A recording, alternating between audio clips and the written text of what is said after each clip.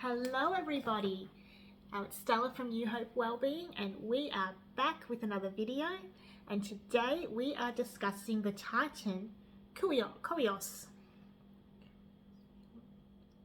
Now Koios is one of the elder Titans and he is the son of Uranus and Gaia. His name means questioning, and based on this it has been suggested that he may have been the Titan of inquisitive minds and intellect. Koios was one of the four pillars that held the heavens and the earth apart. He represented the north pillar, while his brothers represented the other three pillars.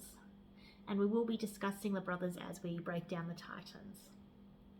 The four brothers played a crucial role in the overthrow of their father, Uranus.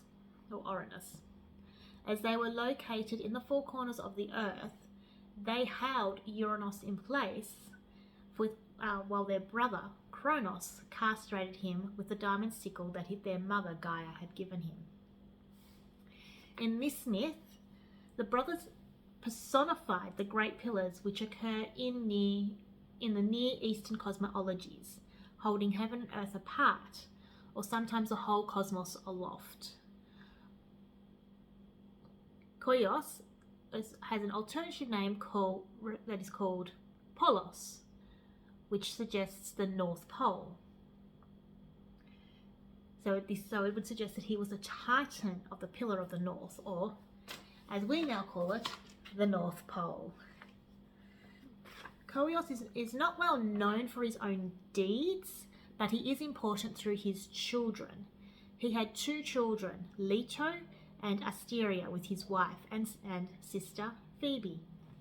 There's anything with mythology seems to come with a lot of incestuous family relations, unfortunately. Leto was one of Zeus's lovers and the mother of the twin Olympians Artemis and Apollo, who we'll discuss when we come down to the Olympians. Koios was the Titan, as we've just said, was a Titan god of the inquisitive mind, with his name meaning query or questioning. His wife Phoebe was the goddess of the prophetic mind. So together, the couple functioned as the primal font of all knowledge, both from the heaven and derived from the earth. So the heaven would be Koios and the earth would be Phoebe. Also known as Polos. He was the god of the northern axis of heaven around which the constellations revolved. The Greeks called the heavenly axis Polios, which is how he also is associated with this name. In ancient times, this point in the heavens was marked by the star Alpha Dra in the constellation Draco. And as we were just saying, Phoebe is a complementary goddess of the navel of the earth, who stood at the center of the flat world disk. So you got to remember, back in these days, people believed that the earth was flat, not round. Clearly, Koios functioned as the prophetic voice of his father, heaven, just as Phoebe was the prophetic voice of her mother, earth.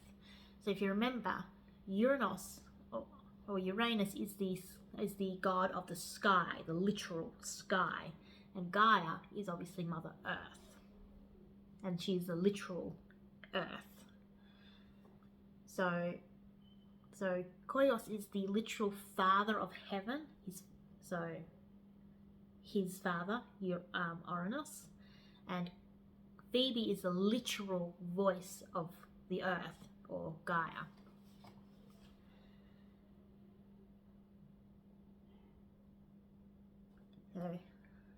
So like Delphoi, was also a navel of the earth and would later become to be more well known as the Oracle of Delphi, the axis of heaven was also guarded by a Draco, or the constellation of Draco.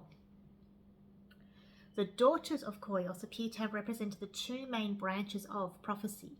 Leto and her son Apollo presided over the prophetic power of light and heaven, whereas Asteria and her daughter, Hecate, presided over the prophetic powers of night.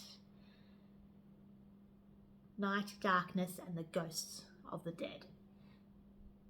His grandson Apollo, the god of prophecy and light, divided his time between Delphi, the shrine at the center of the earth, previously held by Phoebe, and during the winter months, Hyboria, the land beneath the axis of heaven, and in the far north, which was represented by his grandfather, Koios. Koios' name also appears in the list of giants, suggesting he did play a role in the War of the Giants, which we will probably break down at some point as well when we break down some of the other titans in the mythology there. So basically, with this particular titan and his wife, we will break down further when we discuss Phoebe. It's the literal, I suppose, genealogy of prophecy, if you think about it. So Koios, the voice of heaven, Phoebe is the voice of earth, and through their descendants and through their children, their grandchildren, they would preside over the various prophecies and the prophetesses and the oracles of earth and of heaven. So that is just but a bit much like the others. I couldn't really find a cult of Koios. He doesn't appear in too many tales, but he's more well known, as I said earlier, through his children.